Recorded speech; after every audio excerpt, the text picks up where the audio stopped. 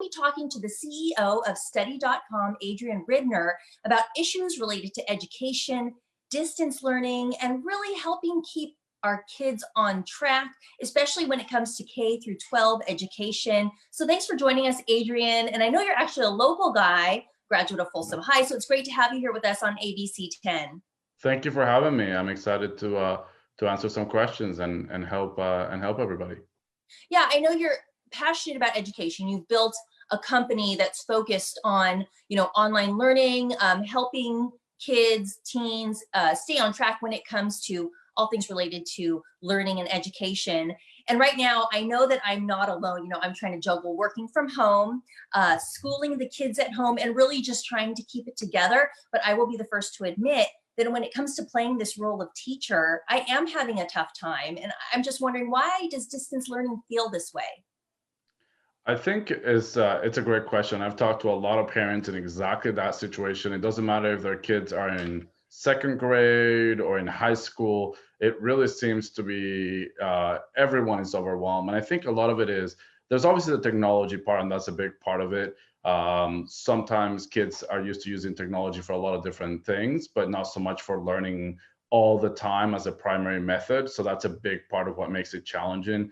But also parents are really overwhelmed, and rightfully so. You're saying you have to juggle work and you have to juggle other things around the house. And that level of stress is not your normal online learning that we've been working on over the last 2 decades, helping people transition from offline to online learning. It's an addition stress that we're all under as families and communities. That makes it particularly challenging. And the third challenge I've observed is the level of preparedness for schools and districts.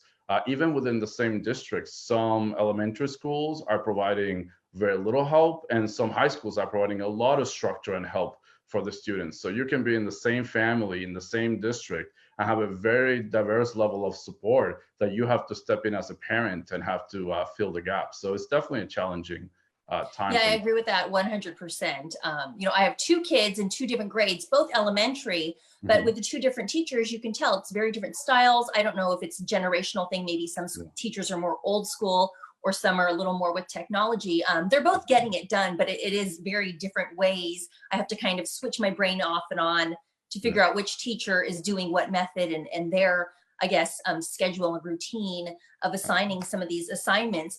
When we talk about public schools in particular, it is important to keep a level playing field, but it's not that easy. What kinds of things do you do at study.com to help with that? Yes, and our mission from the very beginning has been to help make education accessible. I've spent the last 2 decades working on that problem. So the first thing we did when this happened, that's aligned with our mission, is actually to donate over 100,000 licenses to public K-12 schools, in particular, over half of them to Title I schools, to be able to help really shift quickly into a remote learning mode for schools and districts that were not as prepared to be able to do it. The other thing we do is really understand that learning isn't just on a laptop or a screen. We have a mobile app that helps kids learn. We can download videos so you can learn offline. A lot of times connectivity is an issue. You can have 4 kids real time streaming. It doesn't work. So being able to also provide printable worksheets and lesson plans for parents and teachers so you can learn without having to be in front of the screen. So a lot of pieces around accessibility to really make sure everyone has an equal opportunity, not just those with fast internet connections or a lot of devices at home, I think is really critical. And I hear what you're saying, and it's great to have the accessibility to be able to, get some of the things we need to print out or some of the materials that we need. But a lot of, as parents, we just weren't ready to be thrown into this role. So really, how feasible is it? And what are some of the challenges in making sure that everybody can access these materials? I think for a lot of parents is trying to merge what the teachers and the schools are providing with how to fill in the gaps. One of the keys is to try to not reinvent the wheel. So there's a lot of parents that have been homeschooling or doing online learning for a long time, learning from other parents if it's joining groups. And I think figuring out what's worked for others that have done it is something that for a lot of parents I talk to has been extremely helpful. Realizing that you also have kids learn differently. And I think that understanding the best learning style for your child. Some kids are visual learners and watching videos works. Some are auditory learners, and you have to figure out how to fit into that as well. So I think that that's a big part of the challenge is access. It's a big part about personalization and understanding what's going to work for your kid. And thankfully, a lot of parents care about this issue deeply and are trying to figure out how to best personalize the learning with the tools that they have for their kids. And the thing that I was talking to a parent the other day, and she certainly was overwhelmed, but she mentioned something that really stuck with me, which is learning is everywhere. They were baking a cake as a family and turned into a lesson in chemistry. And I think that is something really that we can all remember is in this moment of stress, you can pull learning and learning moments from everyday activities as well, not just videos or worksheets or drills. Right. So looking for some other opportunities, those other teachable moments. On the flip side, we talked about the parents and kind of the stress that parents like myself may be feeling, but then behind the scenes, teachers, administrators, they've been working really hard to get caught up, to prepare the materials. What types of online tools in your research and in your work are available to support the teachers and administrators? So there's a ton of tools, and that's the good news. The bad news is the more I talk to teachers and administrators, there's a ton of tools. So which ones do you use? How do you get them, really put into practice? I think some of the ones we've seen that are most popular there's a lot of online resources, not just for videos or worksheets like study.com offers, but also virtual museum tours is something that a lot of teachers are starting to use and parents, and they're free. PBS, and I think the local Sacramento station is also providing a lot of learning educational content throughout the day, and both teachers and parents are taking advantage of that. And another thing that is really key at this time to keep things coordinated is the learning management systems. Many schools have some in place. For teachers that their school doesn't have one set up, Google Classroom is very popular. It's available for free, and you can integrate your lesson plans. You can communicate between the student and the teacher, and it provides that ability to digitally keep things organized. So a lot of schools have learning management systems, but if not, that's a very popular tool. I hear you. Now, one of the things that really kind of is scary for me as a parent is, what if my child falls behind? Mhm. I'm sure it's something that a lot of parents think like, oh, if I don't, teach them this properly, they're not going to be ready for the next grade or whatever the next level is for them. And that's absolutely something I hear quite a bit, and frankly, it's something that is difficult to figure out how to address for a lot of parents. I think the first thing that I remind them is the whole world is going through this. You're not alone. Every child, every kid, every parent right now across the world is going through this, and I think that we're all figuring it out together, and we're going to come on the other side of it together. And the kids are extremely resilient. They're able to learn and catch up very quickly. So I think the key is try your best to use the materials that are available. Really take the time. Don't try to do it all by yourself. Don't try to do it all alone. Rely on other parents. Rely on the teachers in schools. And I think if you're really concerned, a lot of schools, even the ones where the teachers are not doing real-time classroom lectures, they're available for office hours. They're available for multiple hours to chat and be on video and help with some of those gaps. And that can ease a lot of the concerns because the teachers are the experts, and they can help quite a bit. And they know your kids as well. They've been working with them. So they can help you really fill those gaps. So you're not alone as a parent, and we all have to remember we're at home, but we're not alone. That's good to know. I'm wondering if you can offer any advice. I've heard this a lot from my circle and just, other parents out there. How do we keep the kids motivated and focused when everything's like coming from a screen? Yes, that's the most difficult part from talking to parents who went from trying to monitor screen time, put timers, and make sure that the kids don't get too much, to it's our connection to each other and to the rest of the world, not just to learning, and it's very difficult to do. I think one of the things that I've talked to parents about, and that is important, is realizing that even though it's the screen, there's different ways. So like doing a project and a shared document between friends that you haven't seen in a while, and trying to craft an essay together or do a project together that's not watching a video or is a lot more interactive than necessarily doing a worksheet on your own, can be really engaging and powerful for students. Again, it's going to have to be age appropriate, but there's a lot of different things that they can do. There's also games that are available that are really great learning games. And again, they can bring kids together to play with each other. That's still screen time, but it's just different level of engagement. And the last piece is know when to turn off the laptop, know when to turn off the device. Like I mentioned earlier, I think reading a good book often can be forgotten in this digital era. And I think, it can benefit. Read with your child. It's so powerful, even if they're older. Do a little book club together, or have them do it with some friends. And that's going to keep them engaged too, because when they come back to the screen, it's different. And it's not they've been there for 7 hours straight for the day. True. I guess we kind of have to change that perspective a little bit of how we're looking at that screen time and how it's being used. Let's take it back to teachers. What are some of the challenges that our teachers are facing when it comes to distance learning? So I think that, and you mentioned it earlier, I think some have different levels of experience with technology. So there's some that already had experience with technology, and their challenge usually is more around the family and the kids. If keeping track of what the kids are doing, does the family have enough devices and enough internet connectivity for the kids to be able to be on and participate? So the teachers that tend to be more technology savvy are dealing with issues that may be more around the home. And then there's the teachers who really haven't really implemented technology over time, and they're having a pretty big learning curve. And I think for them, really trying to figure out how to use something like video conferencing or the learning management systems is taking time. But as you said earlier, all the teachers that I've spoken, all the schools administrators that I've spoken with are trying really hard, and they're trying to really speed up that learning curve to help the kids and the families in their schools and their districts.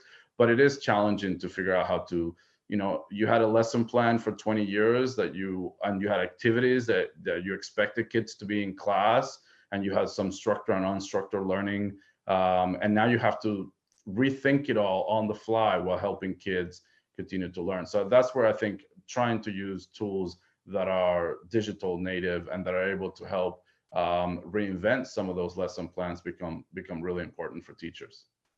Well, here's a question personally from me. We're always hearing that kids are resilient, and clearly my kids, or a lot of this generation, they've come along a lot faster with using, phones and iPads and things of that nature. But, my first grader, he's not the best typer. And now that we're doing things online, he's having to type, and he doesn't know the keyboard. And it gets really frustrating because I have to sit there as much as I want him to be able to independently complete these assignments. I mean, how reasonable is it to, get our kids to learn the keyboard when they're 6, 7 years old? That is a great question, and I think you're not alone in that challenge. And I think that one of the things that typing for sure is something that you can expect them to learn overnight. And I think that as a parent, having patience, which I think that when you're 24/7 a parent and now a teacher as well, I think is really important to keep in mind. It's really important. I think that the other thing is you have to have reasonable expectations for what, even though all the kids learn quickly, it's going to be different.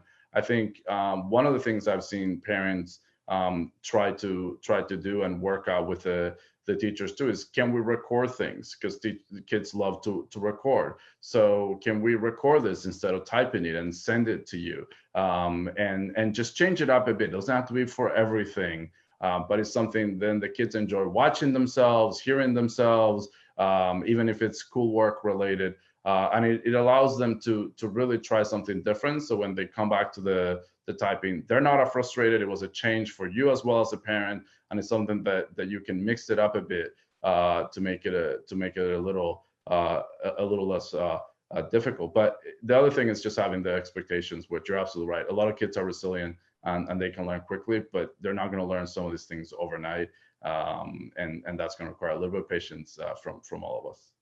I think you make a good point there about expectations and maybe making sure they're not too high. Another question I have is that, what can you say to parents who are struggling in the sense that they're playing this middle person between their child, the student, and the Mhm. teacher.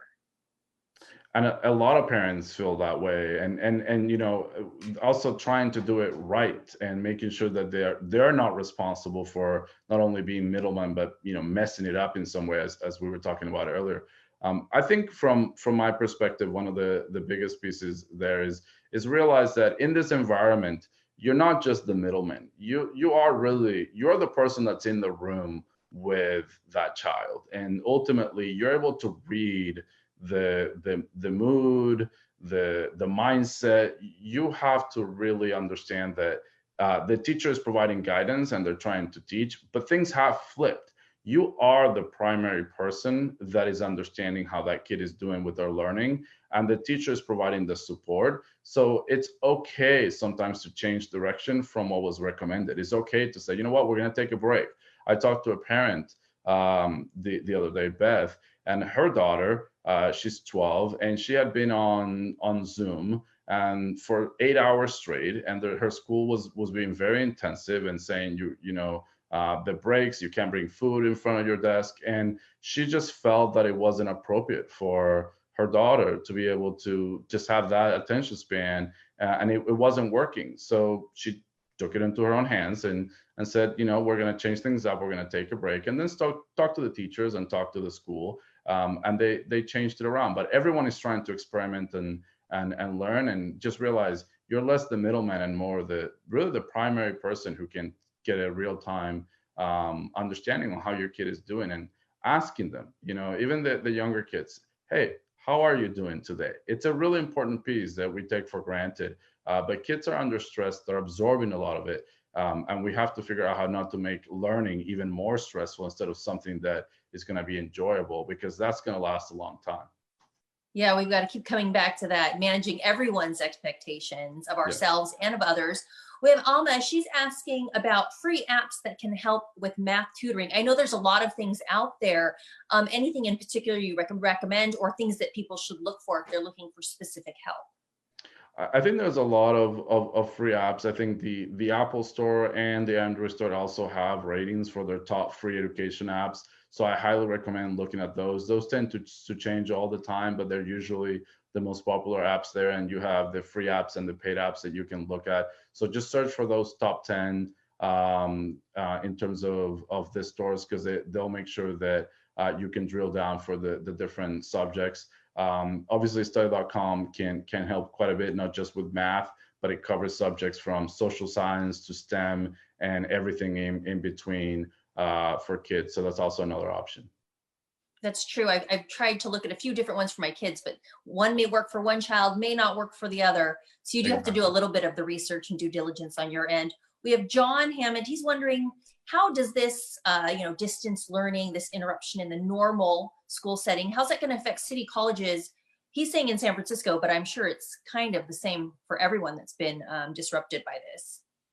Yeah, I think it's a good question, and I think all of the educational system is having to adapt and figure out, how do we what does the new normal look like, and how do we bring students back in. And I think a lot of the not just city colleges in San Francisco or in Sacramento, but across the board are trying to adapt as well. One thing that's interesting, it's even four-year universities are trying to adapt. So some of them are waiving, I know the UC system, waiving SAT scores for next year, because kids were not able to get to necessarily take the SATs, so they're waiving those scores as an admission requirement. So there's a lot of adaptation that's having to happen, and I think it's a moving target. I think that it's going to continue until we're on the other side of this.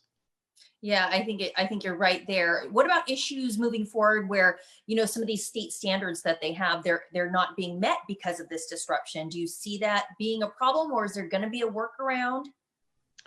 Yes, I think the good news is everyone is being flexible. So I think that's the good news. Like the example I gave, the state system is being very flexible. I think what we're seeing on our end when we're talking to schools, they're still trying to make sure that they maintain the standards, even if they're using remote learning or other methods. And I think the good news is that they have a lot of time to be able to make sure that they tune things and retool them. And I think this is an area where not just teachers, but administrators are very focused on as well, to try to make sure that as much of, because a lot of the standards are not just about the learning efficacy, but also about the accessibility. And that's an area you don't want to compromise, even if you're changing the learning method from in-person to online. So there's a lot of thought being put into there, but I think a lot of the institutions are being flexible in the short term while trying to make sure in the long term it gets addressed. That's a good point. It's also kind of a wait and see, where is everybody going to land.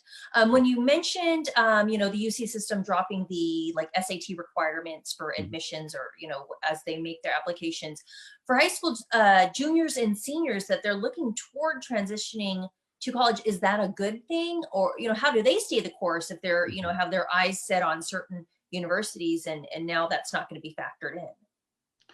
It's interesting because I was talking to some parents when this news first came out, and it was interesting. Some thought it was a great thing and they were relieved that was happening, and others had the reaction of like, wait, but my kid was going to get a perfect score, now that's not gonna count. And I think that the reality is, I think it's not going to have a huge impact. Frankly, standardized test scores have really had a decreasing impact overall on admissions. I think a lot of the additional track record of the student and what they're doing both academically and extracurricularly really matters quite a bit more. So I don't think it's actually going to have that big of an impact on the short term. I actually think there's a chance that long term we may end up de-emphasizing standardized testing a bit more, as other countries do already, and relying more on the ongoing track record that students have built over 5, 6, 7, 8 years of learning, and not just what a single score says. And Adrian, how would you recommend that these students best prepare for that next level if they're transitioning into college, some type of higher education? While they're at home, they're not doing the normal high school routine prep classes to get them ready. What things can they do at home?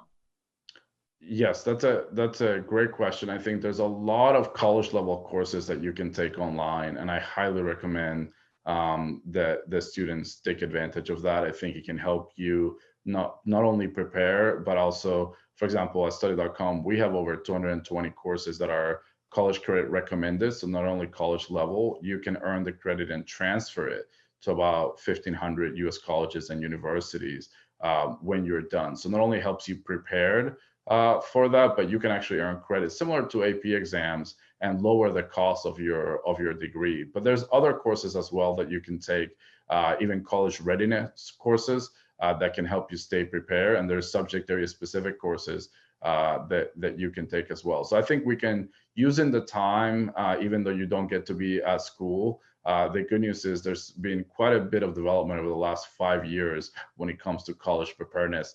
And so there's a lot of great material that you can take advantage, but you have to be, motivated to take matters a little bit into your own hands and make sure you do some research and find a couple of the things that are going to be the right fit for you as a junior or a senior.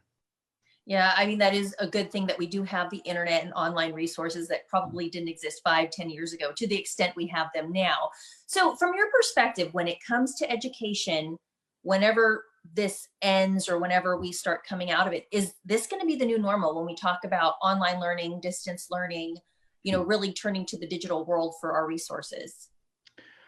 I don't believe online learning will overtake in-class learning. My view is, I think what this situation created is an opportunity for a lot of schools, a lot of parents, a lot of districts to try new things and to innovate. And the reality about when we try new things is we rarely go back exactly the way it was before. And I think we're going to find a lot of things that work really well, and those are going to stick around. But I believe we're going to marry those with the things that are great about in-class learning, doing projects, doing in-class activities, just having small group activities in person that also work really great for learning. And we're going to bring those two together. So I don't think it will really replace it, but what I think it will do is it will give actually teachers and schools more flexibility and creativity about how to use the in-person time that we have together, and realize that there is tools and things we can do digitally and online